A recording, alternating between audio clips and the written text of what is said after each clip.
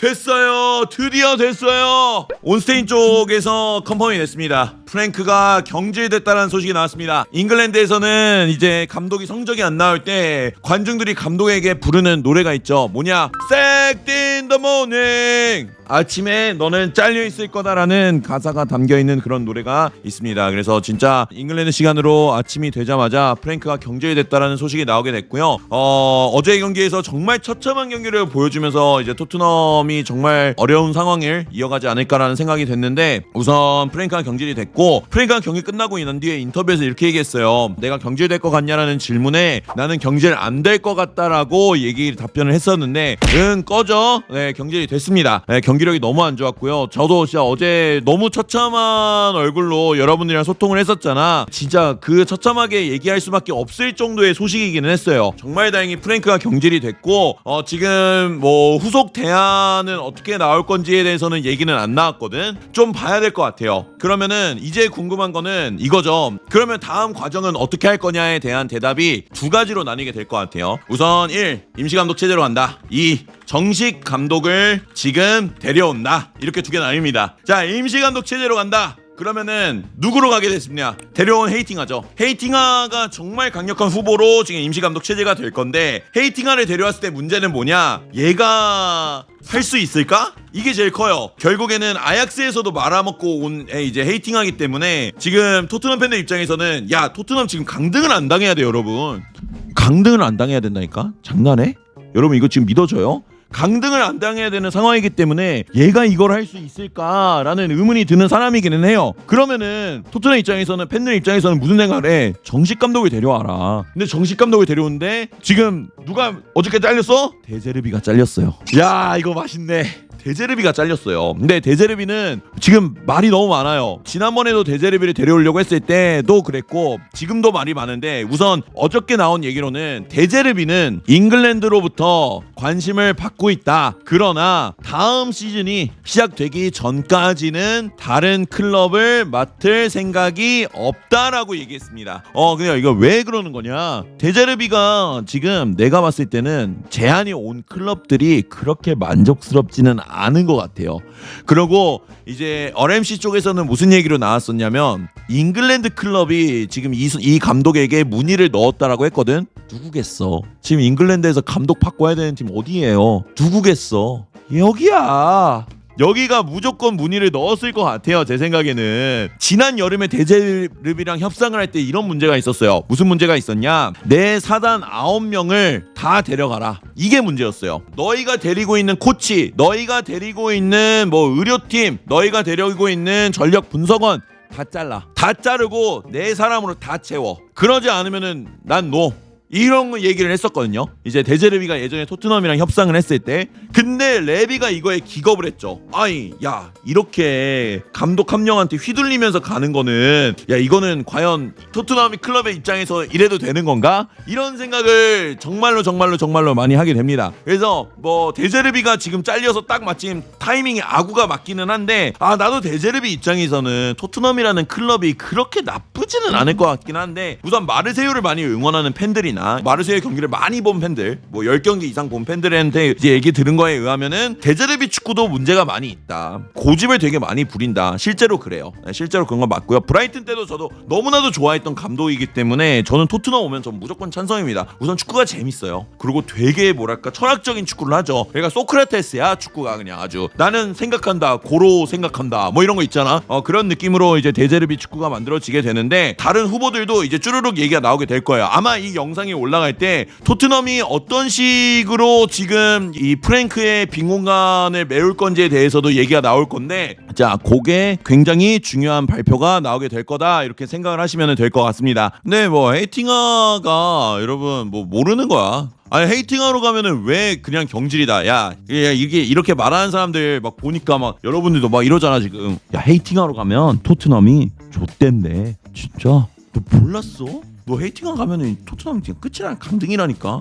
진짜 헤이팅하는 나쁜 놈이네. 그래 헤이팅하는 나쁜 놈이었어. 이 세 명에게 헤이팅한 축구를 설명하십시오. 아약스 오름.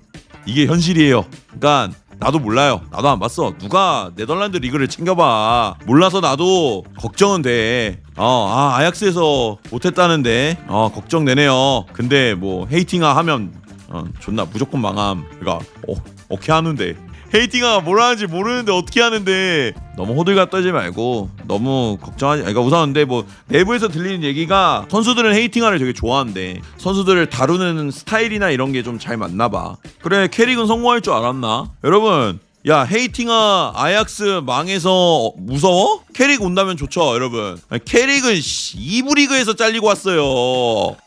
캐릭 온다면 여러분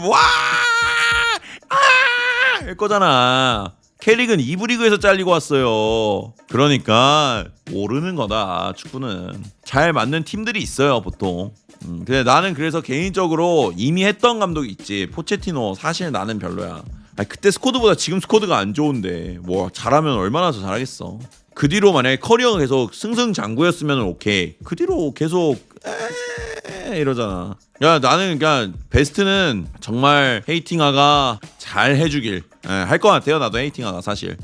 그래서 진짜 여러분 우선 다시 한번 말씀드리지만 여러분 축하드리고요. 토트넘 팬들 진짜 고생 많았습니다. 저를 포함해서 야 진짜 이거는 너무 보기 힘든 축구였어요. 잘리는 게 맞았고요. 어제 뉴캐슬 경기가 너무 처참했습니다. 제가 정말 강도 높은 비판을 했는데 딱 오늘 아침에 이렇게 경질됐다라는 소식이 여러분들에게 나오게 돼서 정말 행복합니다. 그래서 마지막으로 데제르비 축구 잠깐 설명하면서 마무리하면 될 것 같아요.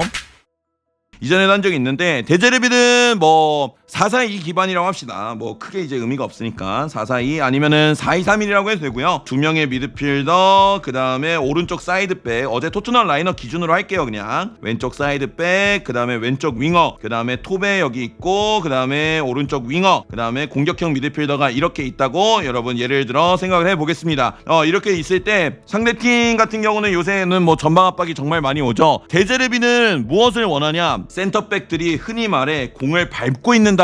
요거를 굉장히 원합니다. 요거를 왜 원하냐? 우리가 여기서 공을 갖고 있으면 상대방이 나오게 되니까. 그래서 데제르비는 어떤 식으로 하냐면 센터백하고 요 미드필더 4명, 2명하고 굉장히 가깝게 배치를 해요. 요 간격을 브라이튼 때는 요 간격을 굉장히 중요시합니다. 이 사각형 기억해야 돼요, 여러분. 자, 이 사각형을 왜 하려고 하냐? 자, 상대팀 입장에서도 4-2-2 수비하는 게 아니라 4-2-2 뭐 여러 수비 방법이 있겠죠. 근데 여기서 한 명이 있을 수도 있고, 그러니까 한 명이 이제 공미가 이렇게 잡고 있을 수도 있고, 그죠? 그 다음에 뭐 2명의 미드필더가 요렇게 오게 되고, 뭐 윙어가 이런 식으로 오고 이쪽 윙어가 이런 식으로 오고 그 다음에 포백이 요렇게